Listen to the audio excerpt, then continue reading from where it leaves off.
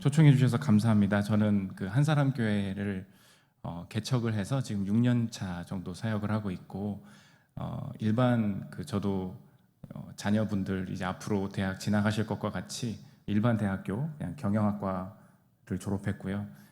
직장 생활을 한 3년 정도 하다가 이제 소명을 받고 이렇게 새롭게 개척을 시작해서 전 88년생입니다. 그래서 여기 보면 거의 아들뻘 되시는 아들뻘 되는 이제 나이로 저를 바라봐 주시는 분들도 있을 것 같은데, 청년들 중심으로 이렇게 조금 사역을 같이 하고 있고, 지성길 목사님과 우리 강요한 목사님 이렇게 친분이 있고, 또 특별히 강요한 목사님은 제 같은 신대원의 같은 반에 그리고 기숙사는 앞방이었습니다. 그래서 그분의 일거수일투족을 제가 다 기록해놨기 때문에 궁금하시면 저한테 오시면 가면서 제가 살짝 알려드리도록 하겠습니다.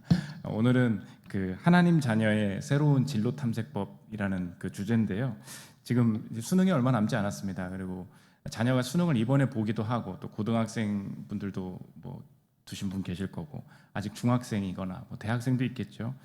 앞으로의 변화가 이제 제가 많은 교회나 이렇게 성도님들 만나보면은 헷갈리십니다. 왜냐면은 옛날에 이렇게 거시적인 시대 상황들이 좋을 때는 열심히 기도하면서 공부하면 대학교 가고, 또 대학교를 그렇게 명문대 못 갔다 할지라도 열심히 하면 또 취업되고, 또 그렇게 선교하고 예배하고 기도하면서 열심히 살면 주님께서 길을 열어주신다, 이렇게 그냥 저희 그렇게 살았고 그렇게 되는 선배들을 많이 보면서 자랐습니다. 근데 요즘은 어떻습니까? 요즘 보면 거시적인 변화 때문에 내 인생이 막힌 것 같다라는 학생들이 많이 있습니다. 갑자기 뭐 외고 없어진다는 뭐 얘기가 나오고요. 갑자기 뭐 입시제도 바뀐다는 이야기 나오고요.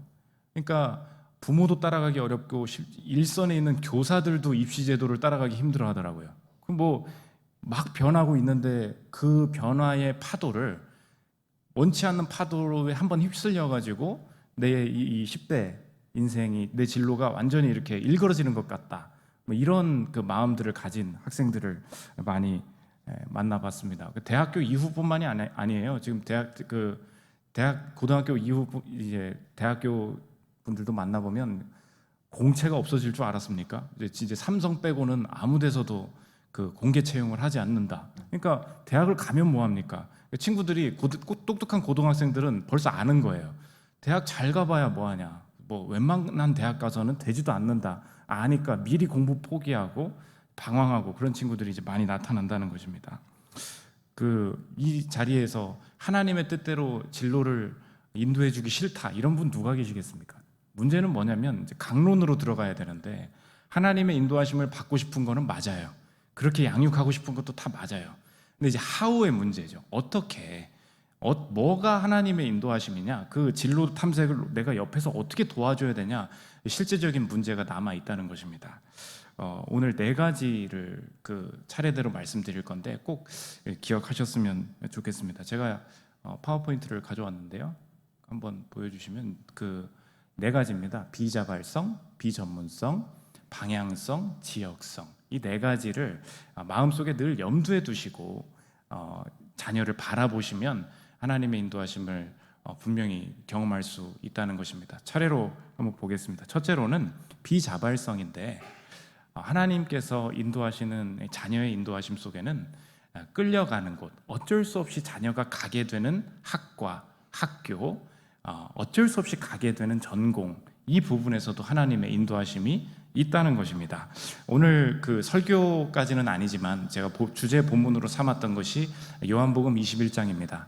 다 아시다시피 요한복음 21장은 요한복음의 마지막 장으로 이제 베드로가 예수님과 사랑 고백을, 내가 나를 사랑하느냐, 주께서 하십니다, 이야기한 다음에 이제 베드로의 미래가, 베드로의 진로 설정을 해주시는 본문입니다. 그럼 제가 이제 하나님과 관계 회복이 됐는데 저는 어떤 진로, 어떤 대학에 가게 될까요? 쉽게 말하면 이런 걸 물어보는 거죠.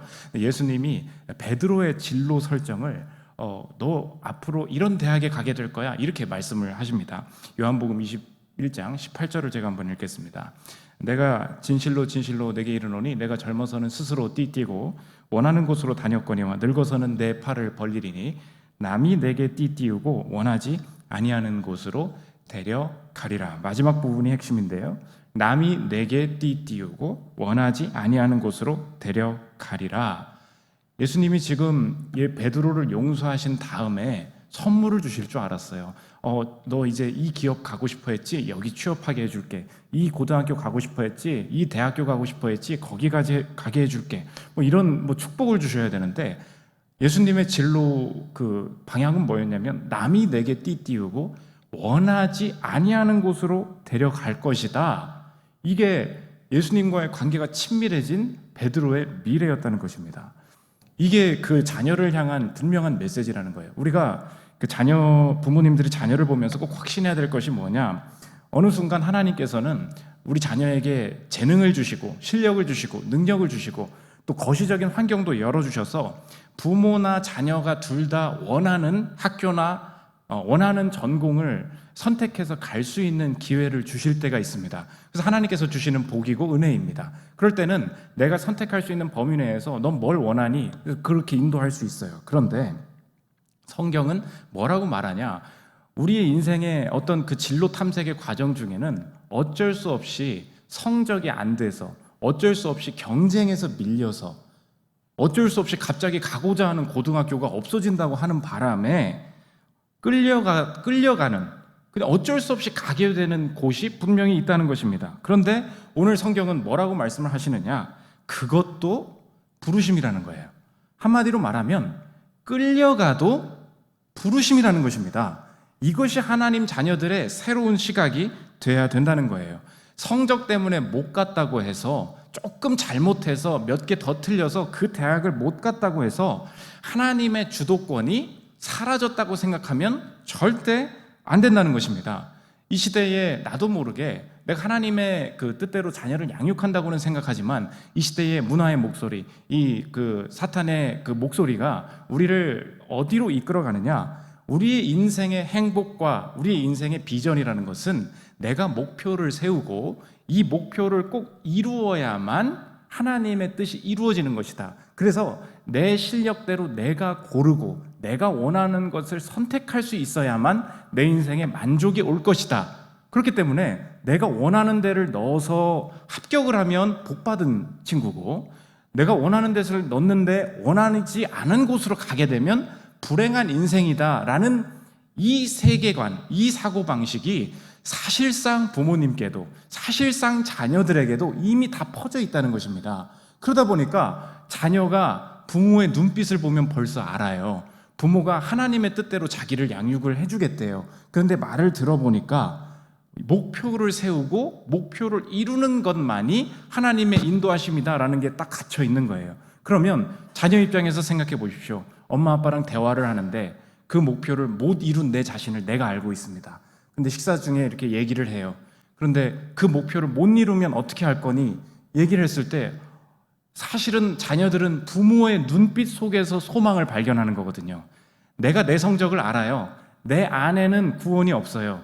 그러면 이 하나님의 대리인으로 하나님을 비추어주는 부모의 역할로서 부모의 눈빛과 언어 속에서 하나님의 인도하심을 발견해 나가는 게 그게 자녀거든요. 그런데 자녀의 말을, 그 부모의 말을 듣는데 들려오는 목소리가 그 목표를 이루지 못하면 넌 끝이야. 그건 답이 없는 거야. 이것밖에 없다고 생각하고 집중해. 이런 말만 계속해서 들려옵니다. 그러면 어떻게 하겠습니까? 목표를 이루지 못했을 때는 실패자다. 하나님이 버리신 자다. 내가 죄의 대가를 내가 스스로 받는 것이다. 이렇게 부모가 나도 모르게, 내가 여기 그 어머니 기도에 오시는 분들은 뭐 그런 얘기하는 게 있어요. 내가 자녀한테 뭘 잘못했냐고, 목사님. 난 맨날 여기 어머니 기도에 5년간 개근했다고. 맨날 기도하는 사람이라고. 그런데 내 자녀가 속을 썩여가지고 말이야, 내가 이 자리에 내가 지금 얼마나 분통이 터지는지 모르겠다고. 이런 분들이 있습니다. 난 죄를 안 지었다는 거예요. 내가 하나님의 뜻과 다르게 말하는 그 방식을 오늘 구체적으로 성경이 보여주는 게 뭐냐? 끌려가는 곳, 남이 내게 띠띠우고 원하지 아니하는 곳으로 데려가리라.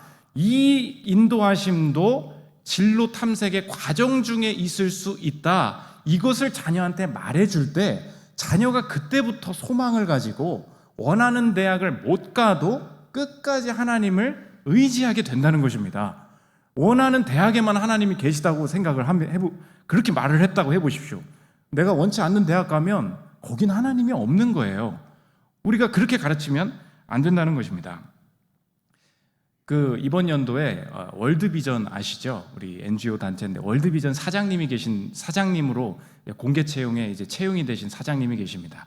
조명환 교수님이라는 분이 계신데 이분은 현재 아시아 최고의 에이즈 전문가로 활동을 하고 계십니다. 이분이 쓰신 책 중에 꼴찌 박사라는 자신의 신앙 에세이가 있는데, 이분이 자신이 학창 시절에 너무 가난하고 또 공부도 정말로 너무 못해서 내 인생 한번 역전을 시키고 싶다, 이런 생각을 마음에 두면서 살아왔다고 합니다.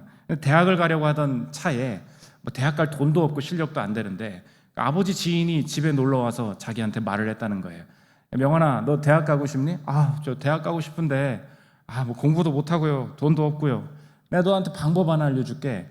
그러더니 학과를 하나 정해주더라는 거예요. 건국대 미생물공학과를 가라, 딱 그러는 거예요. 아저씨, 저 문과인데요, 나 이과 아닌데요. 아니야, 상관없어, 무조건 건국대 미생물공학과가. 왜 그러냐? 70년, 이 당시가 70년대인데 70년대만 해도 생명공학, 지금은 코로나 치료제가 나오니 백신이 나오니 난리죠. 그때 당시 우리가 생명공학 하면 누가 이해하는 사람이 있었습니까?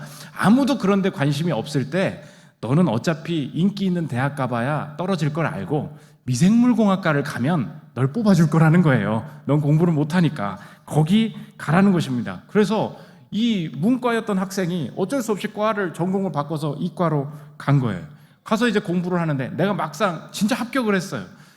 내가 막상 이거 대학까지 왔으니까 정말 내가 학문을 통해서 인생 한번 바꿔봐야겠다. 그래서 유학까지 꿈을 꿔서 오하이오 주립대학으로 유학을 가게 됩니다. 네, 자녀를 기르신 부모님은 알 것입니다. 예전부터 공부를 조금 못했던 친구들은 시간이 지난다고 크게 달라지지 않는 친구들도 조금 있다는 거 아시죠? 그래서 대학을 갔다고 해서 갑자기 기대감을 높이시면 안 됩니다. 운 좋게 대학을 이렇게 들어갔다고 해서 갑자기 성적이 높아지고 그러진 않죠. 이 조명환 교수님도 마찬가지였던 거예요. 국내에서 못하던 학생이 해외 나가면 잘 되는 게 아니거든요. 갔더니 최저 학점을 B로 유지해야 되는데 그 B도 유지를 못한 거예요. 그래서 옆에서 보다 못한 외국 친구가, 우리가 옛날에 미국 사람 나가라 할 때 무슨 양키 고홈 이런 거 하지 않았습니까? 근데 그 친구가 자기한테 공부하는 거 보더니 Hey, go home. 집에 너 너무 못해, 집에 나가, 그런 거예요. 그래서 거기서 학교에서도 수업을 유지 못하고 잘리고, 하나님한테 했던 게 뭐냐? 하나님, 이게 뭡니까? 내 인생 공부로 해보려고 했는데 공부 머리를 주시든지 공부 머리를 안 주시면 어떡합니까? 그래서 이제 다른 대학을 가가지고 미국에서 수업을 들어야 되는데 지원하는 곳마다 탈락입니다. 근데 하나 있어가지고 애리조나 대학이라고 거기다 넣었는데 또 메일이 와서 탈락입니다. 근데 집에 가야겠다 이제 짐 싸고 있는데 메일이 한 통 더 왔어요. 보니까 또 애리조나 대학이야. 뭐야, 메일이 잘못 왔나? 그래서 편지를 다시 읽어보니까 나 이미 여기선 불합격인데 편지가 추가로 날라온 거예요. 이상한 일이 벌어집니다. 그 편지 안에 내용이에요. 한번 제가 들어보십시오. 귀하에게는 이미 본 대학 박사과정에 불합격 판정을 내렸습니다. 그러나 미생물 면역학과 찰스 스털링 교수가 귀하를 지도하겠다는 의지를 존중하여 귀하에게 본 대학 박사과정 입학이 허가되었음을 통보합니다. 그러나 보십시오, 얼마나 갑질을 하고 있는지 보십시오. 귀하는 본 대학원에서 다른 교수를 지도교수로 선정할 수 없으며 스털링 박사를 지도교수로 수학하고 싶을 경우 본 대학 박사과정에 입학할 수 있음을 통보합니다. 옛날에, 지금 우리나라 같으면 이런 갑질이 어딨어, 우리 1인 시위하고 이래야 되죠. 내가 원하는 곳에서 공부해야지. 그러니까 지금 대학의 얘기가 뭐예요? 너는 공부를 못하니까 너는 선택권이 없고 학교에서 정해주는 학과, 학교에서 정해주는 교수 밑에서 공부할 거면 하고 아니면 가셔. 그 얘기를 지금 하고 있는 거 아닙니까? 그런데 여기에 하나님의 섭리가 숨겨 있었던 거예요. 이 찰스 스털링 박사가 누구냐? 그 7, 80년대 미국에서조차도 아무도 관심을 갖지 않고 몇 년 전에 그냥 발견이 되었던 에이즈라는 질병이 이거 연구해야 될 대상이다, 치명적이다라고 이제서야 연구를 시작할 때 그 선구자로서 연구를 시작하던 박사가 찰스 스털링 박사였다는 거예요. 그 밑에서 처음부터 공부를 해왔으니 자기가 그냥 내가 공부를 못해서 갔는데 지나보니까 에이즈 전문가가 되어 있더라는 것입니다. 그러니까 공부를 못해서 어쩔 수 없이 갑질을 당하면서 끌려가는 진로 탐색 과정인 줄 알았는데, 그리고 하나님이 내게 지혜를 안 주셔서 지혜를 가지고 공부를 하면서 원하는 학과를 가는 사람들보다는 비참한 인생을 살 거라고 생각했는데 하나님의 계획은 끌려가도 부르심이다. 그게 있었다는 것입니다. 이분의 그 고백입니다. 한 번 더 들어보십시오. 나는 현재 아시아 최고의 에이즈 전문가로 통한다. 하지만 나는 에이즈에 관심도 없었고 에이즈를 공부하기 위해 미국에 간 것도 아니었다. 하지만 모든 대학이 거부할 때 오직 한 사람 스털링 교수가 나를 받아준 까닭에 나는 그를 따라 에이즈 전문가가 되었다. 그 다음에요, 여기에요. 내가 실력 있는 학생이었다면 대학도 내가 선택했을 것이고 지도교수도 내가 선택했을 것이다. 하지만 내겐 선택할 자격이 없었다. 스털링 교수에게 선택받은 것 자체가 기적이었다. 그런데 스털링 교수가 에이즈 연구가였다. 하나님은 이렇듯 나로 하여금 에이즈 공부를 하도록 이끄셨다. 이 조명환 교수님의 고백을 정리하면 무엇입니까? 나는 선택할 수 없었다는 거예요. 나는 끌려갔다는 거예요. 공부 못해서 끌려가고, 가난해서 건국대로 끌려가고, 학점관리 못해서 애리조나 대학으로 끌려가고, 영어 못해서 끌려가고, 그런데 거기에 하나님의 인도하심이 있더라는 거예요. 아멘이십니까? 자녀를 향해서 우리가 자녀와 대화할 때 나의 대화와 나의 눈빛을 통해서 자녀에게 열어줘야 될 하나님의 인도하심이 무엇입니까? 목표를 더 확실하게 세우란 말이야. 기도를 더 열심히 하란 말이야. 안 되면 어떻게 할 거예요? 선택할 수 없으면 어떻게 할 거냐고요? 자녀를 벼랑 끝으로 몰아놓고 여기서 살아남지 못하면 떨어지면 죽는다고 위협하는데 어떻게 하나님께서 실패 중에도 계획대로 되지 않아도 하나님이 이끄신다는 그 강력한 확신을 어떻게 부모로부터 가질 수 있겠습니까? 우리가 오늘 이 시간에 회개해야 될 것이 무엇입니까? 나는 자녀한테 잘못한 게 없어요. 나는 남들 학원비 다 대줬고 맨날 기도하고, 이게 아니에요. 표면적으로는 우리가 하나님의 인도하심을 좁혀나가고 있을 수 있다는 것입니다. 오늘 내가 선택할 수 없다, 비자발성, 자발적이지 않은 이 자녀의 그 목표가 있습니까? 이 입시의 결과를 받아보신 분들이 있습니까? 내 언어를 한번 점검해 보십시오. 내 자녀를 바라보는 상황을 한번 점검해 보십시오. 그때부터 하나님의 인도하심이 오히려 활짝 열릴 수 있다는 것입니다. 두 번째 살펴볼 것은 비전문성이라는 것입니다. 이 시대에 나도 모르게 부모와 자녀 모두가 하나님의 인도하심이다라고 포장하면서 실제로 따르고 있는 우상을 오늘 본문은 보여주고 있습니다. 그게 전문성이라는 우상인데 우리 18절을 한번 다시 보겠습니다.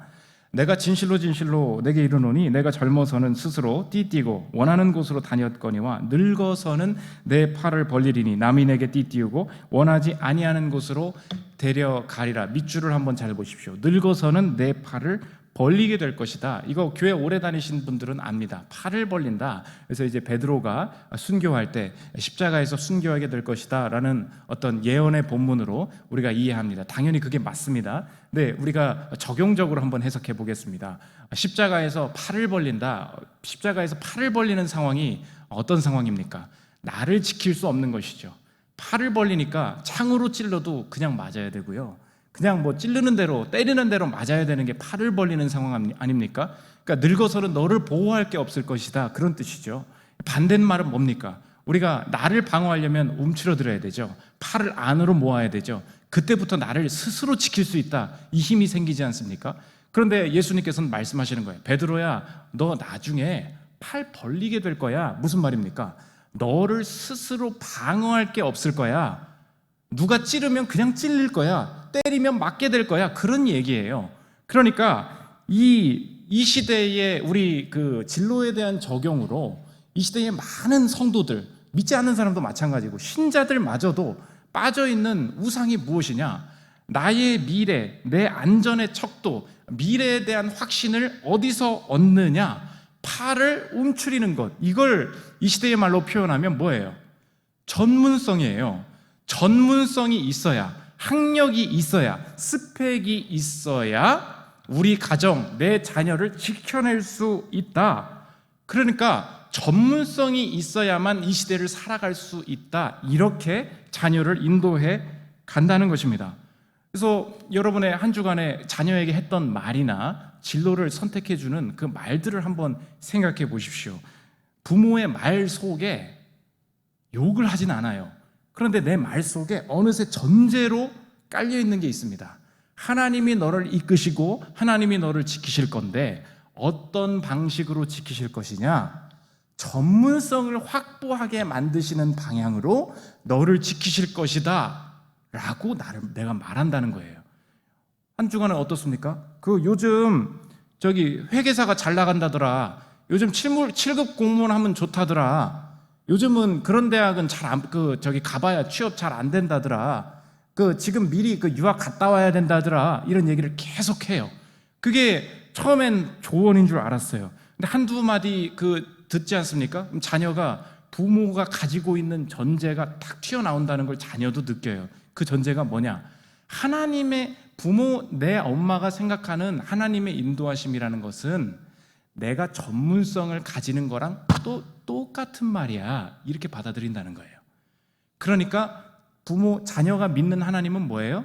내게 전문성을 갖게 하시는 하나님. 하나님이 확 줄어드는 거예요. 하나님이 널 지키실 거야. 어떻게? 너에게 그 대학을 가게 하심으로, 그 자격증을 따게 하심으로, 그 점수를 올려주심으로.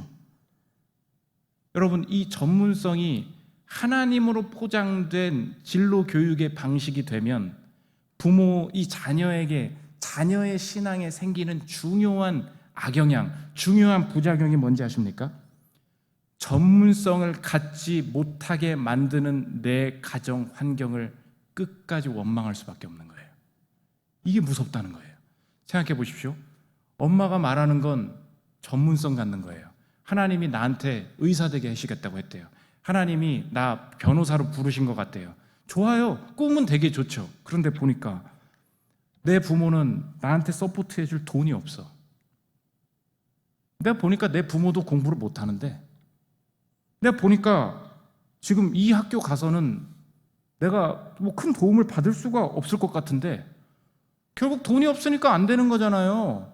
내가 지금 학원 갈 돈도 없는데 무슨 그 전문성을 내가 쌓아갈 수 있겠어요. 그걸 원하면 저한테 학원을 더 보내주시던가요. 이런 걸 더 저한테 서포트를 해주시던가요. 보십시오. 하나님의 진로 인도하심이라는 것이 전문성이라는 우상으로 확 바뀌는 순간에 자녀가 뭘 느낀다고요? 그 전문성을 이루지 못하게 만드는 내 인생, 내 가정의 모든 구멍들은 다 불행인 거예요. 그렇죠? 부모는 맨날 싸워, 집에서. 맨날 나한테 신경도 안 써준다고. 바쁘대, 출근해야 된대요. 이 불만이 어떻게 나오는지 아십니까? 그 전제부터 죄인 거예요. 표면적으로 원망하지 마, 감사해야지, 찬양해야지, 기도해야지, 이렇게 말한다고 될 게 아니에요. 부모의 그 진로 교육의 전제 속에 깔려진, 숨겨진 우상과 죄악이 무엇입니까? 하나님이 너를 인도하신다는 것은 전문성 가져야 살 수 있는 거야. 여기를 벗어나지 못하면 부모도 자녀를 볼 때 만족이 없을 것이고, 자녀도 전문성을 갖지 않으면 이 시대에서 쓰임받을, 하나님이 쓰임받는 게 뭐야? 다 전문성 가진 사람이나 쓰임받는 거지. 이렇게 생각하면서 자신의 인생을 하찮게 여기는 방향으로, 불만과 구멍을 원망하는 방향으로 갈 수밖에 없다는 것입니다. 데이비드 앱스타인이라는 그 학자가 쓴 책이 하나 있는데, 늦가기 천재들의 비밀이라는 책이 있습니다. 그러니까 이제 요즘 사람들이 뭐 전문성을 가지고 해야 된다 하는데 이 부제가 굉장히 웃겨요. 전문화된 세상에서 늦가기들이 성공하는 이유. 이렇게 특이하죠? 흥미롭죠? 전문성이 없는데 어떻게 성공하느냐. 거기 하나의 실험이 나오는데 영국의 음악 기숙학교에서 이제 실험을 했습니다. 음악 기숙을 할 정도로 인재들이 모이는 곳이니까 어떻게 이 아이들은 어렸을 때부터 자녀 교육을 잘 받았길래 어떻게 이렇게 음악을 잘하게 되었나. 그런데 비범하게 하는 연주를 잘하는 학생들의 공통적인 특징을 발견했다는 것입니다. 그게 뭐냐? 일찍 음악을 시작한 애들이, 여기서 끄덕끄덕 하시면 안 돼요. 그 틀린 거예요. 일찍 음악을 시작한 애들이 아니었다는 거예요. 그 실험 결과입니다. 한번 보십시오. 연구진은 학교가 비범하다고 분류한 학생들이 그보다 실력이 떨어지는 학생들에 비해 음악에 관심이 덜한 집안, 아멘이십니까? 여러분의 가정에도 소망이 있는 거예요. 그래서 음악에 관심이 없고 난 트로트밖에 안 보는데요. 아멘 하면 돼요. 야, 그래 우리 집안인데 관심이 덜한 집안에서 나왔으며 음악을 더 늦게 시작했고 학교에 들어가기 전에 음악 레슨을 받았을 가능성이 더 적었고 입학하기 전까지 악기 연습을 한 시간이 전체적으로 적었다고, 그것도 훨씬 적었다는 결과가 나오자 깜짝 놀랐다. 우리가 어렸을 때부터 조기 교육을 시켜야 되지 않습니까? 그런 애들은 그럼 열심히 시킨 애들은 뭐 하고 있는데요? 보니까 그 애들은 다 평균을 가더라는 거예요. 평균. 이어서 들어보십시오. 체계적인 레슨 여부를 조사했을 때 일찍부터 아주 많은 시간에 걸쳐서 체계적인 레슨을 받았던 학생들의 실력은 예외 없이 평균의 범주에 들어갔다. 단 한 명도 비범한 집단에 들어가지 못했다. 다 평균 찍어내는 학원을 다니고 있다는 거예요. 이거 영국이나 한국이나 다 똑같다는 것입니다. 그럼 비범한 애들은 어떠냐? 그냥 자유롭게 시간을 주더라는 거예요. 처음에는 피아노로 간대요. 애가 끈기가 없어. 도레미 뭐 아빠 그만할래. 이런 애들이에요. 그러면 계속해 이러지 않고 싫어? 그만해. 괜찮아. 나랑 밥이나 먹자. 그런 거예요. 그러다 도레미는 싫대. 그래서 또 옆에 보니까 기타가 있어. 띵까 하다가 아이고 안 해. 이거 이제 어려워. 왜 이렇게 어려워. 그러다 또 이렇게 속된 말 또 때려쳐. 그러면 부모도 화나가지고 뭐 넌 맨날 때려치니 이러지 말고 그냥 하지마. 하기 싫으면 하지마. 뭐 이런 애들이었다는 거예요. 근데 이 애들이 이 음악을 잘하는 애들은 어떤 애들이냐? 2번, 3번 자기가 실험해보고 아니면 그만두고 그러다가 갑자기 뭐 드럼을 하나 만나요. 툭툭툭툭 하다가 뭐 할 거면 해. 그러다가 나 이거 좀 맞는 것 같아. 그러다가 막 파고 들어가. 그러다가 자기 길을 자기가 열어버린다는 거예요. 그러니까 이 시대에 지금 앞서 나가는 사람들이 더 얘기하는 건 뭐냐면 조기 교육을 시키면 평균의 인생은 만들 수 있다는 거예요. 그런데 하나님이 언제 여러분의 자녀들을 평균으로 부르셨습니까? 독특한 우리는 그의 만드심 봐라. 우리가 맨날 고백하면서 선한 일을 위하여 부르심을 받은 자니 우리가 하나님의 부르심을 따라서 자녀를 드린다고 하면서 그 비범한 인도하심을 부모가 막을 수 있다는 것입니다. 여러분이 지금 들고 다니시는 그 아이폰 이런 거 있죠? 뭐 갤럭시를 많이 쓰실 수도 있겠지만 스티브 잡스가 어떻게 해서 그 디자인 그 좋은 폰을 만들 수 있었냐? 자기가 얘기해요. 내가 대학교 때 디자인 수업을 들은 게 아니고 컴퓨터 수업을 들은 게 아니고 폰트, 서체 수업을 들었다는 거예요. 글자, 궁서체, 신명조, 한컴 바탕 뭐 이런 거 있지 않습니까? 그거 듣는데 저 왜 이렇게 아름다워? 자기 그냥 그런 거 하면서 놀았대요. 그러다가 내가 컴퓨터 만들고 있는데 갑자기 내가 했던 그게 결합이 되는 거예요. 그러니까 언제 그게 꽃 피울지 모르는 거죠. 그러니까 여러분의 자녀가 뭐 이렇게 하려고 그러면 하나만 해. 일찍부터 정해주려고 하지 마십시오. 오늘 하나님의 인도하심이 뭐라고요? 늙어서는 내 팔을 벌리리니, 이걸 우리에게 적용적으로 해석하면 뭐라고요? 이 시대의 우상은 자꾸 전문성을 가지고 나를 내가 지켜야 된다. 커리어 있어야만 이 험한 세상에서 살아남는 거다. 언제 하나님이 베드로한테 팔을 스스로 움켜쥐고 내 인생을 스스로 지키라 그랬어요? 그게 언제 여러분의 자녀들을 향한 하나님의 인도하심이라고 언제 그러셨습니까? 그러니까 자녀로 부모로서는 마음은 아픈 거예요. 저 남들은 뭐 영어도 잘한다 그러지, 뭣도 잘한다 그러지, 막 뭘 스스로 뭐 인정도 받는 것 같아. 내 자녀는 어딜 가나 깨져, 어딜 가나 탈락이고. 괜찮다는 거예요. 하나님의 인도하심은 비전문성이 있습니다. 그래서 전공과 전문성, 이것을 나의 구원으로 삼는 것, 이게 이 시대의 우상이에요. 오늘 이 시간 마음속으로 돌이키시고 하나님 앞에 부모가 먼저 회개해야 될 게 무엇입니까? 내가 전공이 없었다 보니까, 내가 그때 공부 안 했다 보니까, 공부한 사람들이 내 옆에서 잘 되고, 뭐 이렇게 옛날부터 잘했던 사람들이 옆에서 잘 나가는 모습 보니까, 자녀에게 그런 기회가 주어질 때 그렇게 갈 수도 있겠지만, 그렇지 않은 경우도 언제나 인도하심이 있다는 것을 내가 놓치고, 나의 이 한스러움과 내가 우리 가정이 지난날에 가난했던 것을 복구하려는 마음이 전문성을 확보하려는 것에만 오로지 집중돼서 돈을 쓰고 시간을 쓰고 자녀를 자꾸 코너로 사지로 몰아가는 모습들이 있다면 하나님이 원하시는 모습이 아니라는 것입니다. 그래서 실제적으로 조언을 드리면, 자녀가 뭘 할지 모르잖아요. 근데 부모님 중에는 나도 네가 뭘 할지 모르겠다 그런 마음이 들 때가 있잖아요. 도대체 너는 잘하는 게 뭐니? 뭘 하라고 말해줄 수 없지 않습니까? 그럴 때 우리 한국교회에서는 옛날에 비전을 가지라 그랬어요. 비전을. 그러니까 비전은 무엇입니까? 하나죠. 하나. 하나님의 인도하심을 지금 하나님의 인도하심은 완전히 다르다는 걸 지금 보여주고 있는데, 이렇게 말하면 됩니다. 제가 중학교 그 수련회 때도 이번에 와서 했던 건데, 진로를 결정할 때 동그라미를 치려고 하지 마시고 X를 쳐나가는 것을 가르치십시오. 무슨 방식이냐? 동그라미는 하나를 정하는 거예요. 뭐 할래? 경영학과 갈래요. 뭐 할래? 변호사 될래요. 뭐 할래? 나 음악 할래요. 피아노 할래요. 이거 뭐예요? 지금 정하는 거죠. 그러니까 하나님 비전을 가져라고 할 때 넌 뭐 될래? 라는 것을 한마디로 대답하려니까 자녀들이 너무 힘든 거예요. 꿈이 명확해야지 라는 말로 포장이 돼 있는 거죠. 목표가 구체적이어야지 라는 말로 포장이 돼 있는 거죠. 그러니까 빨리 하나를 정하지 않으면 너는 늦는 거야 라는 사고방식이 있다 보니까 자녀들이 다급해지는 거예요. 자녀들 마음에는요, 부모님과 선생님이나 목사님들을 만족시키고 싶은 마음이 다 있습니다.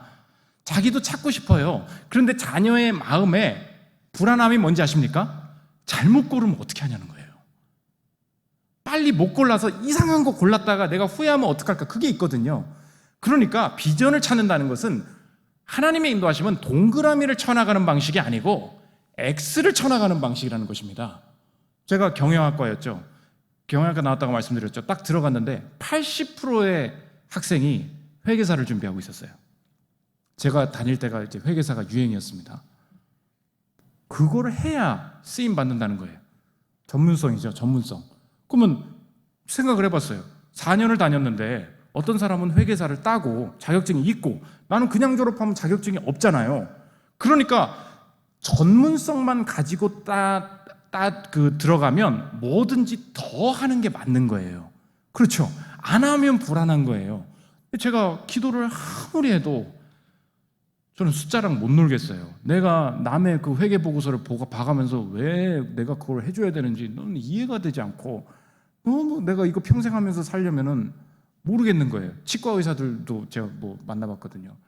뭐 좋을 것 같지만 평생 남의 이빨 봐주면서 그 살아간다는 게 그게 여러분 그게 쉬운 건 아니면 그런 얘기하는 걸 들어봤어요. 왜 이런 얘기를 해도 되는지 모르겠지만 저희 그 교회 다니시던 분의 아버지 중에 이제 대전에서 유명한 학문외과 하시는 분이 계십니다. 평생 남의 여기까지 하겠습니다. 평생 그게 쉬운 일인 줄 아냐고 그런 얘기하는 거 들어봤어요. 무슨 말인지 아시겠죠? 근데 아닌 거를 재나가는 방식이어야 되거든요. 그래서 저희 교회에 실제적으로 중고등학생들 청년들 물어볼 때 제가 이렇게 물어봐요. 자기는 뭐 할지 모르겠대. 근데 뭐라 하냐? 너는 앉아서 하는 거 좋아하니 서서 하는 거 좋아하니? 이거부터 물어봐요. 난 못 앉아 있겠대. 그래서 유명한 셰프가 돼서 지금 사업 잘하는 사람이 있어요.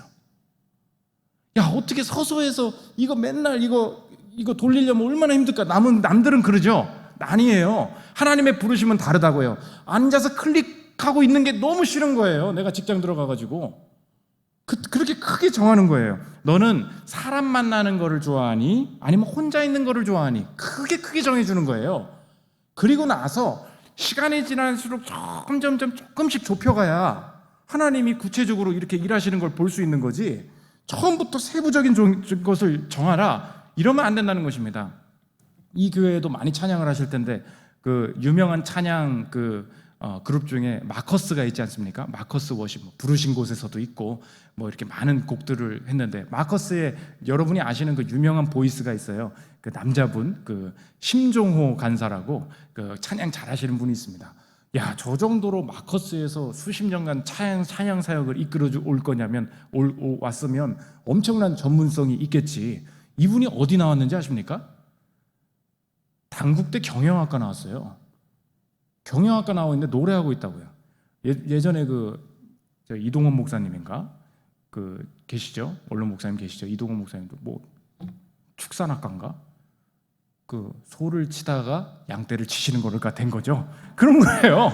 전문성이라는 게 뭐 축산학과 나와가지고 뭐 하겠어? 돼요. 하나님이 하시면 된다는 거예요. 오늘 꼭 기억하십시오. 전문성 필요하실 때 하나님 내가 취할 수 있어요.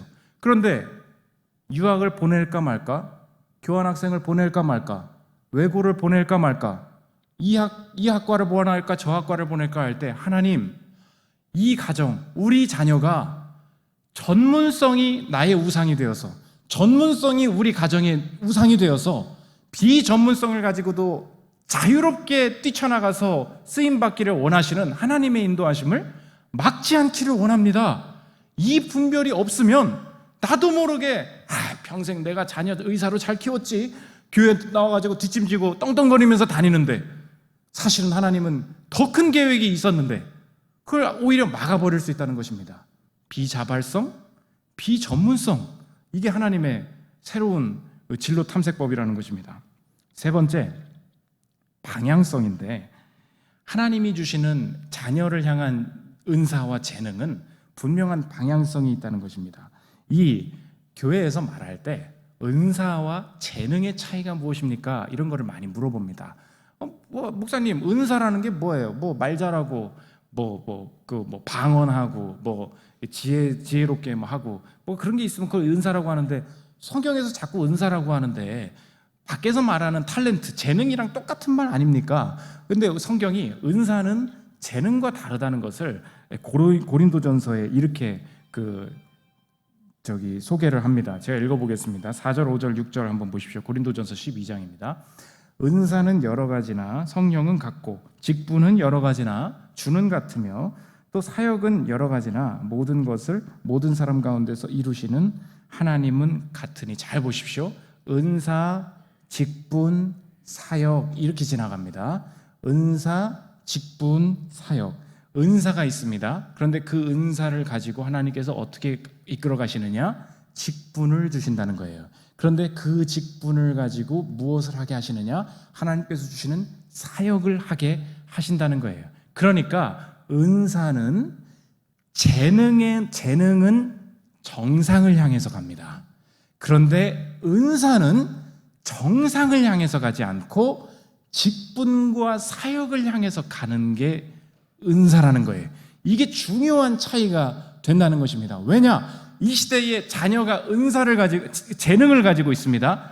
재능의 목표는 뭐예요? 정상이에요. 내가 딸이 바이올린을 합니다. 바이올린으로 쓰임 받아야 돼요. 재능으로만 보면 어떻게 해야 돼요? 제일 잘해야죠. 노래를 합니다. 어떻게 해야 돼요? 제일 잘해야죠. 제일 잘해야 쓰임 받는 거잖아요. 그게 재능의 사고방식이에요. 그런데 어느새 은사가 재능과 동일시돼서 교회 안에도 신자들의 삶, 신자들의 가정생활에도 어떤 악영향이 흘러 들어오느냐? 재능의 목표는 정상이라는 거예요.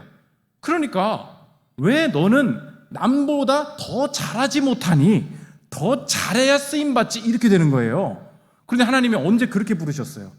은사는 여러 가지나 성령은 같고 직분은 여러 가지나 주는 같으며, 그 다음에 우리가 사역으로 불러 가시지요. 직분과 사역은 무엇입니까? 은사는 정상에서 쓰임받는 것이 아니라 하나님께서 각 사람에게 부르신 위치, 각 사람에게 부르신 자리, 그곳으로 이끌어 간다는 거예요. 우리가 자녀들에게 그 방향성을 보여주지 못하면 내 자녀는 언제나 위로 가는 게 목표가 된다는 것입니다. 오늘 완전히 달라지죠? 덜 해도 괜찮아요. 근데 은사가 있는 건 분명해요. 그런데 너는 왜 더 큰 물에서 놀지 못하니? 자꾸 이런 얘기를 해요. 우리 아내 지금 자녀를 인도할 때 깔린 생각이 뭐예요? 큰 물, 이거 뭐예요? 재능, 정상. 제가 목회를 개척을 시작하는데 온갖 옆에 목사님들과 성도님들이 저한테 와가지고 하시는 말이 뭐냐? 서창희 전도사 선택 잘못했어. 서창희 전도사 스펙 같으면 온누리교회나 이런 유학 가가지고 한 3, 4년 좀 공부를 하고 와야지. 큰 물에서 놀아야지. 유학도 안 하고 해가지고 뭐 하려 그래? 이렇게 얘기를 하는 거예요. 저보고 선택 잘못했대요. 제가 선택을 잘못해서 여기 와 있는 거예요. 한번 생각해 보십시오. 목회자들도요, 다 정상이 목표예요. 요즘은 그런 스펙 없으면 쓰임받지 못한다고. 제가 볼 땐 이건 설교가 아니니까, 나보다 공부를 못해. 근데 유학간대. 여기서도 C야. 조명한 교수님은 일부의 케이스예요. 거기 가서 C 얼마나 죽도록 고생하려고 또 유학을 간대. 저는 되게 블루오션이라고 생각합니다. 왜냐하면 직접 부딪혀서 전도하고 말씀 전하고 영혼들이랑 지지고 볶고 하는 사역을 요즘 젊은 사역자들이 아무도 안 하려고 그래요. 펜대 굴리려고 하고 있지. 전 그래서 저랑 뭔가 열정 있는 사람 같은데 유학 가려고 그래. 그럼 좀 가라 그래요. 빨리 가. 내가 더 여기서 열심히 하게. 가라 그래요. 네가 이 보물을 모르는, 이 사역의 기쁨을 모르는, 빨리 가. 빨리 가. 비행기 타. 괜찮아. 코로나 빨리 걸려. 빨리 미국 가서 걸려. 그래요. 농담인데 무슨 말인지 아시겠습니까? 이 마음속에 정상이 목표가 돼가지고 어디 학위는 하나 따와야 어디 가서 자리하지. 근데 전도는 한 명도 못해. 잃어버린 영혼 하나 구하는 법은 한 번도 해본 적이 없어요. 청년들이랑 밥을 먹어본 적이 없어.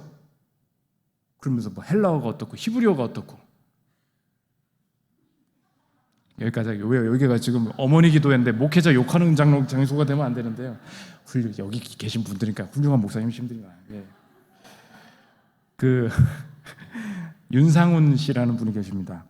요즘 이 은사라는 것이 성경 밖에서 일반 사람들에게도 트렌드가 되어 간다는 게 이제 나오는 얘기가 있는데, 책 제목이 애매한 재능이 무기가 되는 순간이라는 책이 있습니다. 애매한 재능이 무기가 되는 순간. 요즘 모든 대학생, 젊은이들, 그리고 여기 앉아 계신 주부분들, 어머님들까지 다 고민하는 게 뭐냐? 직장 다니는 게 삶의 전부는 아닌 것 같은데, 그렇다고 해가지고 내가 이것저것 좀 해보려고 하니까 내가 뭐가 재능이 있는 것 같은데 늘 하는 얘기가 뭐예요? 너 그거 잘하잖아. 애매해. 애매해. 잘하는 것도 아니고 못하는 것도 아니고 그런 거잖아요. 너 찬양 너무 잘하네. 저 사업 잘하네. 애매하다는 거예요. 다 애매하죠. 애매하게 치킨집 하기도 애매하고 뭐 하기도 애매하고 다 그러지 않습니까? 어중간하다, 애매하다. 이게 지금 이 시대의 트렌드예요. 근데 이 책 쓰신 분이 그냥 평범하게 직장을 다니면서 자기가 미술을 좋아하는데 해외 전시회까지 열고 작품 활동을 활발하게, 최고로 잘 그리는 사람도 아닌데 그러고 있다는 거예요. 근데 이분이 지적하는 게 뭐냐? 성경이랑 똑같아요. 이 시대의 잘못된 전제가 뭐냐? 최고의 실력, 최고의 재능을 가지는 사람들만 살아남는 사회이다라는 거짓말이 이 사회에 있다는 것입니다. 애매한 것 같지만 남보다 조금 더 경험하고 조금 더 잘 아는 것이 이 시대와 이 사람 주변 사람들을 섬길 수 있고 열매를 맺을 수 있는 일이 얼마나 많은지 모른다. 저는 이 책을 보고 성경을 읽는 것도 아닌데 은혜를 막 받았어요. 눈물이 막 날라 그랬는데 책에 나오는 이 대표적인 예가 있습니다. 토익 시험 뭐 요즘 이제 고등학생들은 뭐 대학교 가면서 뭐 보는 사람들도 있고 그런데 토익이 이제 700점이 넘은 사람이 한 청년이 있었습니다. 근데 뭐 부모님들 아시죠? 지금 뭐 콧방귀 끼시는 분들도 있어요. 뭐 700을 넘어가지고 뭘 어쩌게 했다고 뭐 이제 그러지 않습니까? 만점이 수두룩한데 우리나라에 뭘 700을 가지고 어디 대학을 가고 뭐 취업을 하겠냐? 그런데 이분들이 내가 700을 넘은 가지게 자기 재능이라는 거예요. 이거 가지고 난 뭘 못할 것 같다. 근데 이 책 저자가 상담을 해줍니다. 한번 들어보십시오. 요즘 취업 준비생들은 토익 점수 900점 넘는 게 흔한 일인데 나처럼 700점대 점수는 진짜 쓸모없지. 난 아무리 노력해도 800점을 못 넘더라. 그런 점수로 무슨 영어 관련 활동을 하겠어. 사람들이 비웃을걸? 이렇게 이제 상담을 했다는 거예요. 그런데 이 사람 얘기를 들어보니까 자기한테는 기회가 보이더라는 것입니다. 이어서 들어보십시오. 동기의 이야기를 듣다가 눈에 띄는 대목을 발견했다. 토익 점수가 800점까지는 안 오르는데 처음 토익 시험을 치르고 3개월 만에 700점을 만들었다는 것이다. 그렇다면 좀 더 현실적으로 생각해 3개월 만에 토익 점수 700점 만들기를 컨셉으로 잡아 커뮤니티를 운영하거나 글을 써보는 건 어떨지 제안했다. 승진평가, 공기업 지원, 자격시험 지원 기준 등을 보면 8,900점까지는 필요 없고 700점만 돼도 통과되는 경우들이 꽤 많다. 오히려 높은 점수를 받는 노하우보다는 빠르게 700점을 만드는 법을 궁금해하는 사람들도 충분히 있을 법했다. 그러니까 990점을 맞아야만 토익과 관련해서 쓰임받을 수 있을 것이라고 생각했는데 시각의 변화가 뭐예요? 이게 지금 이 사람들은 은사라는 말을 전혀 모르지만 이 세상 사람들도 지금 느끼고 있는 거예요. 정상에 올라가야 재능으로 쓰임받는다는 생각이 거짓말이구나. 그러니까 내 생각을 내 3개월 만에 만들었다는 것을 가지고 독특하게 만들어 나가니까 자기 길을 열더라는 것입니다. 이제 우리 고등학교 학생들 있으면은 이제 대학에 갈 거 아닙니까? 근데 대학 가면 또 알바를 또 합니다. 알바를 하는데 알바를 해도 좀 지긋하게 좀 열심히 좀 해야 될 거 아니에요. 근데 이제 그 자녀들이 또 그렇게 할 거예요. 또 욕하지 마십시오. 자녀들이 가면은 또 뭐 한 3개월 하고 그만두고 2주 하고 그만두고 뭐 이런 애들이 또 나와요. 그럼 걱정하지 마십시오. 그 아들과 딸도 하나님의 자녀입니다. 근데 그분들이 이제 어떤 청년이 있었냐? 알바를 1년에 20개를 해본 거예요. 20개. 2개 말고 20개. 그러면 1년에 12달 아닙니까? 그럼 한 달에 몇 개를 했다는 거예요? 한 달에 한 2개를 한 거죠. 2주하고 바꾸고 2주하고 바꾸고 너는 그렇게 끈기가 없어가지고 안 되겠다. 그런데 이분이 20개를 자기 한 경험을 가지고 사이트를 만든 거예요. 아르바이트 잘 구하는 법. 내가 풀타임으로 일하지 못하는데 체력이 안 되는 사람들이 소소하게 일하는 알바 꿀팁 뭐 이런 걸 올리는 거예요. 월급 안 줄 것 같은 사장 구별하는 법 이런 걸 막 올려놓고 악덕 사장 업주에게 시급 받아서 챙겨서 나오는 법 이걸 막 올리니까 사람들이 좋다고 너 진짜 최고라고 한 가지 알바를 2년 동안 한 사람보다 네가 낫다는 거예요.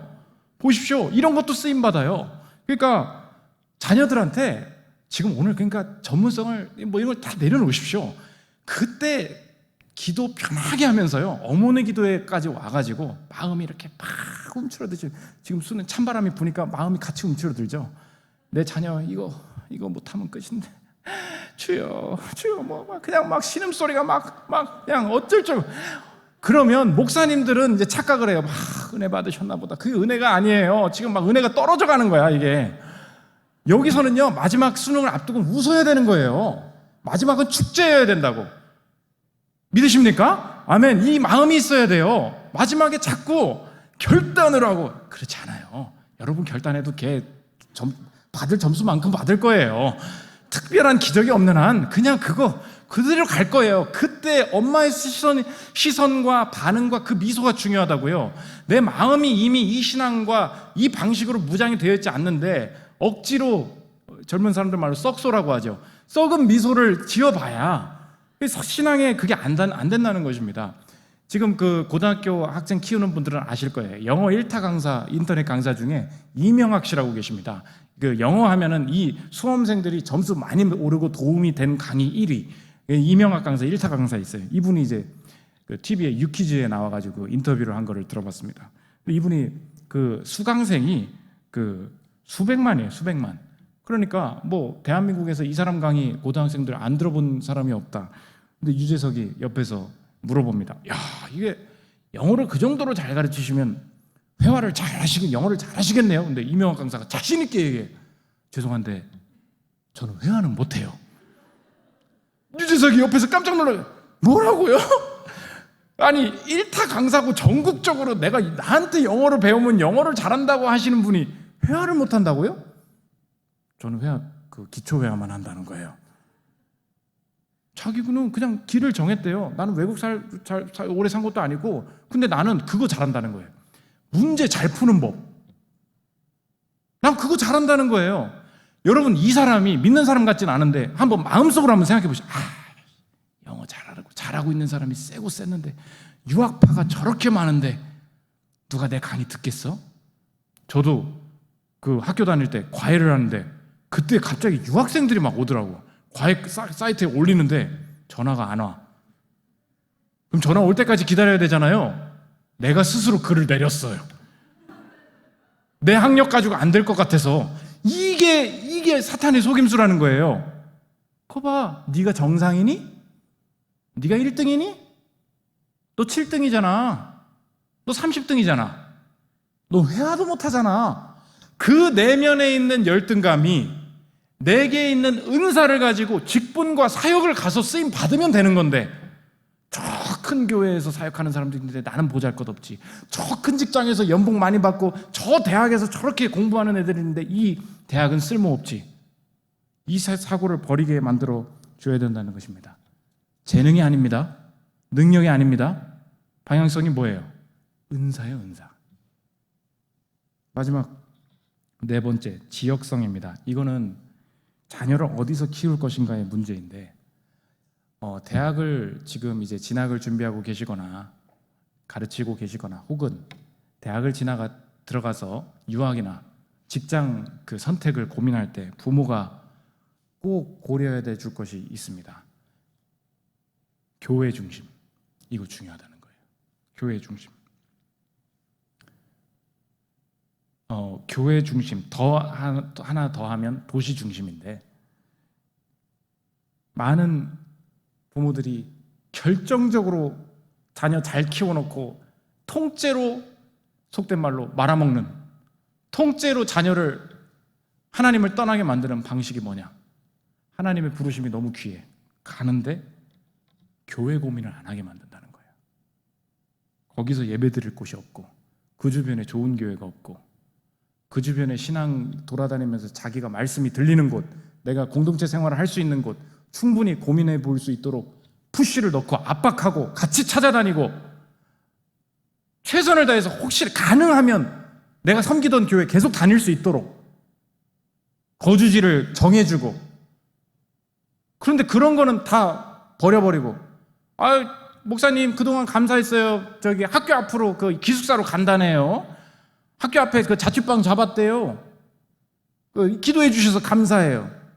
감사하게 아들을 그냥 교회 밖으로 내보내는 분들이 있어요. 도시 생활을 할 때 사람들이 기억해야 될 게 뭐냐? 미국이나 한국이나 마찬가지인데, 이 도시 생활하는 그리스도인들이 범하는 죄가 있다는 거예요.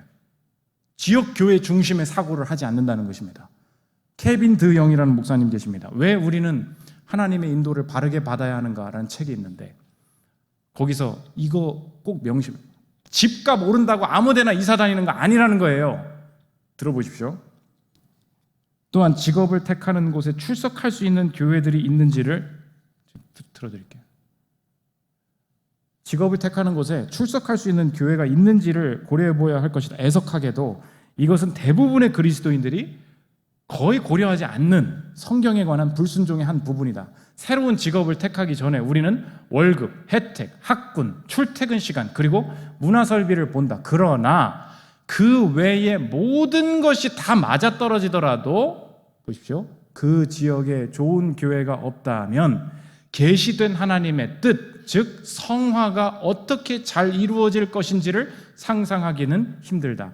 단지 안전이나 당신 집의 재매각 가치나 학교 제도만을 생각하지 말라. 당신 자녀로 바꿔보십시오. 당신 자녀가 어떤 사역을 할 수 있으며 어떤 교회의 일원이 될 수 있으며 적당한 운전 시간으로 그곳에 갈 수 있는지 없는지에 대해 생각하라. 성경을 읽으면 읽을수록 당신의 사고는 더 많이 변화될 것이고 이런 종류의 문제들이 당신에게 더 중요하게 될 것이다. 이거 대학교 앞에 기숙사만 알아보고 계시죠 지금? 기숙사 들어갈 수 있을지 없을지, 이 집을 이제 옮길 때가 됐는데 자녀 근처로, 대학 근처로. 아니라는 거예요. 수능이 끝나자마자 기도해야 될 게 뭔지 아십니까? 자녀가 대학교 들어가서 혹은 대학을 안 가고 다른 진로를 가더라도 신앙생활을 어느 공동체에서 어떻게 할지, 여기서 하게 된다면, 대강교회에서 하게 된다면 청년부 목사님이랑 미리 만나고 어떤 선배를 만날 수 있을지 이거 고민 안 하고 세상 줄 따라가면서. 또 한 가지 얘기하면 여기에 다 명문대를 보낼 수가 없지 않습니까? 그게 하나님의 뜻도 아니고요. 그러면 또 한 가지 고려해야 될 게 뭐냐? 이제 이거는 보편적으로 다 적용되진 못하지만 서울에 계신 분들이니까 웬만하면 도시 중심에 계십시오. 도시 중심에. 사명을 가지고 특별하게 나갈 수 있어요. 그거 당연히 하나님의 뜻입니다. 그런데 지금 저희 교회 다니는 청년들도 마찬가지고 우리나라는 급격하게 인구가 줄어들고 있습니다. 지방 대학들이 거의 다 지금 문을 닫고 있어요. 그러면 지방에 그래도 좋은 대학, 학비가 좀 싼 대학, 뭐 국립대를 갈 수 있다더라, 뭐 이런 선택을 하면서 할 수 있습니다. 그리고 뭐 다른 학과가 좋다. 이거 A를 택하나 B를 택하나 그게 그거다라는 이제 부모의 판단이 들 때가 있잖아요. 그럴 때는 무조건 가정과 가까이, 교회와 가까이, 이 수도권과 가까이 지내십시오. 왜냐? 진로의 기회가 대학의 스펙만으로 생기는 게 아니에요. 온갖 기회와 온갖 만남이 사실 수도권 내에서 많이 이루어집니다. 그러니까 우리가 분별을 해서 수도권에 있어야 성공한다 그런 뜻으로 접근하는 게 아니고 내게 부르신 한국의 특성을 잘 알아야 돼요. 이제 이 도시 사역을 하시는 많은 목회자분들도 하시는 말씀 중에 하나가 2050년이 되면 75%, 70% 이상의 전 세계인들이 도시 중심으로 모여 살게 될 것이다. 이게 전 세계적인 흐름이에요. 그냥 흐름이에요. 그런데 특별히 한국에서 나타나는 현상은 뭐냐? 일본도 지금 인구가 줄고 있죠. 근데 일본과 다르게 한국의 특징이 있다는 거예요. 일본은 이제 이런 걸 얘기하시는 학자분들 이야기를 빌려서 제가 얘기하면 일본은 소부장이라 그래가지고 일본의 산업은 소재, 부품 뭐 이런 걸 많이 만들어요. 그래서 일본의 곳곳의 지역들에 잘 나가는 기업들, 그 다음에 내가 취직할 수 있는 전공과 어떤 그 학과들이 많이 있다는 것입니다. 어떤 일본의 시골에 갔더니 야, 이 나사는 전 세계에서 우리밖에 못 만들어, 이런 거 있죠. 일본이 그런 거 잘하지 않습니까? 그러다 보니까 그 지역에서 장인들이 딱딱 버티고 기업들이 막 몇백 년 된 기업들이 있어요. 거기서 그냥 다 취업하고 잘 지내는 거예요. 한국의 산업 구조에 여러분의 자녀들이 맞이해야 될 그 산업의 특징이 뭐냐, 그걸 분별해야 되는데 한국의 산업은 와해성 혁신이라는 거예요.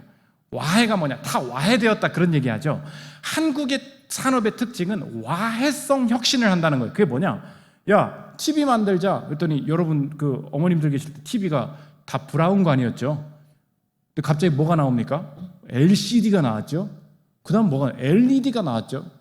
요즘 뭐 OLED라니 이게 헷갈려. 요즘 LG전자 가잖아요. 막 눈이 어지러워. 막 너무 잘 나와서 막 피부까지 다 보이니까.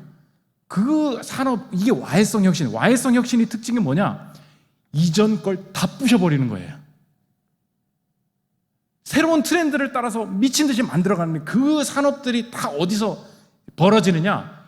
인재들이 다 수도권으로 몰리니까 수도권 서울을 안 나가려고 한다는 거예요. 그래서 이번에도 SK인가요? SK에서 그 반도체 공장 새로 만든다고 하는데 용인에 짓기로 했어요. 전국에서 여기로 와주십시오 그랬어요. 근데 우리 용인으로 정했습니다. 왜 용인으로 정했다고 물어보니까 우리 사원들이 가고 싶어 하지를 않습니다. 그랬어요. 무슨 말이에요? 점점 더 여러분의 자녀들이 갈 수 있는 그 직장이나 환경이 어디로 몰릴 수밖에 없다는 거예요. 산업의 특성상 도시로 몰리게 된다는 거죠. 그러니까 함부로 학비 싸다고 그냥 아무 데나 보내는 거 아닙니다. 이게 이제 특별한 사명을 가지고 갈 수는 있겠지만 웬만하면 가정에 있어라, 웬만하면 교회 다니는 곳 계속 섬길 수 있도록, 웬만하면 여기서 기회를 찾을 수 있도록 하는 게 하나님의 뜻이라는 것입니다. 마지막 그 정리를 하면 질문은 이것입니다. 아니 목사님, 이렇게 내 아들이, 내 딸이 원하지 않는 학과에 끌려가고 전문성도 없는 것 같아서 비리비리 하는 것 같고, 이런 상황 속에서도 하나님이 내 자녀와 우리 가정을 이끄실 것을 어떻게 확신할 수 있겠습니까?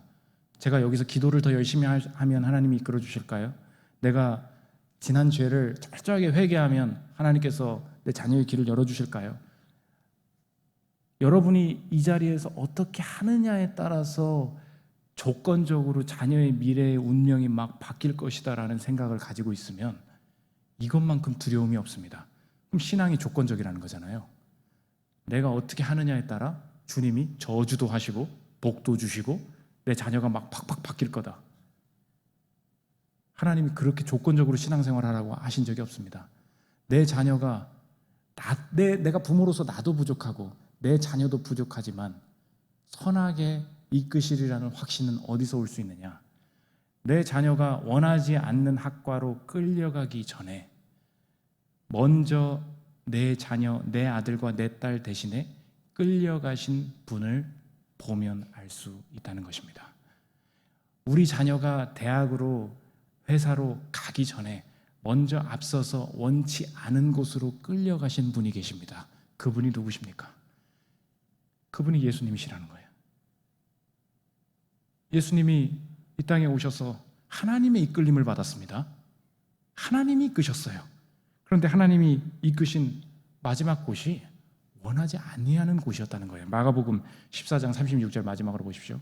이르시되 아빠 아버지여, 아버지께는 모든 것이 가능하오니 이 잔을 내게서 옮기시옵소서. 그러나 나의 원대로 마시옵고 아버지의 원대로 하옵소서. 이거 어머니 기도회니까 바꿔서 읽어보십시오.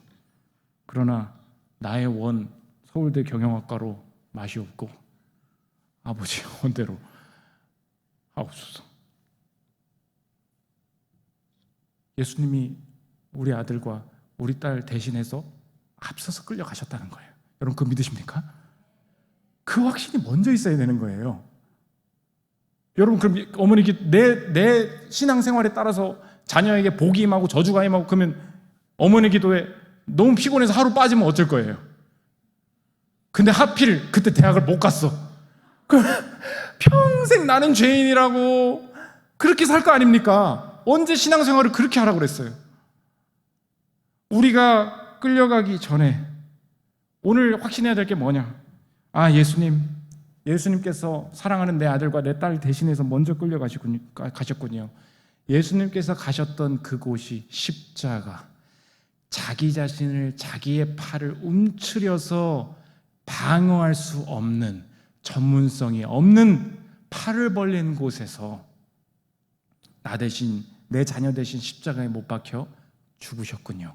우리 인생이 아무리 전문성이 있고 자발적으로 선택하면서 갈 수 있는 능력이 있을지라도 결국은 우리의 인생이 죽음 앞에서 내가 아무것도 하나님 앞에서 지킬 수 없이 심판받을 수밖에 없는 존재였는데 죽음에 먼저 앞서 끌려가심으로 우리의 인생이 하나님의 임재, 영생과 부활로 온전히 보호받을 수 있는 그 영생의 부활을 이미 주셨음을 내가 확신합니다.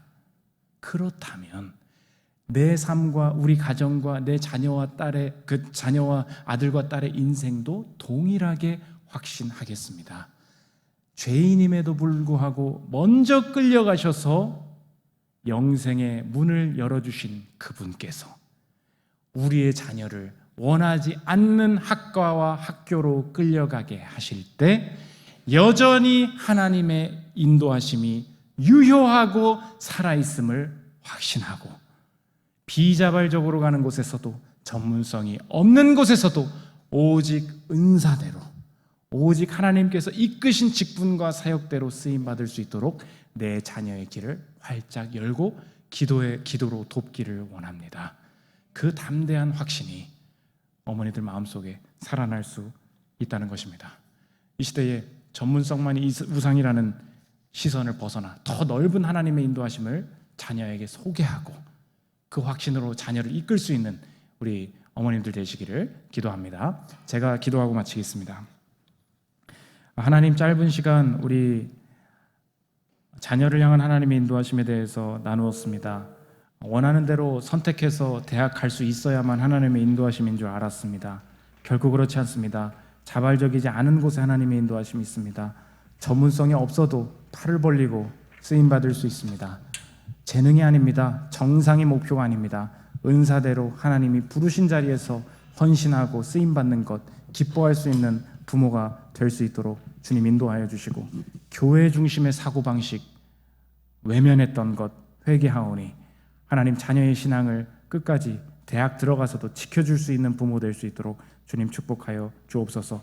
먼저 끌려가신 예수 그리스도를 의지하며 주님께 간구하오니 이 자리에 참석한 모든 우리 어머님들과 자녀들의 삶이 하나님의 인도하심을 충만하게 느끼고 비범한 학생들로 하나님 앞에 쓰임받는 자녀들 될 수 있도록 축복하여 주옵소서. 감사드리며 예수 그리스도 이름으로 기도합니다.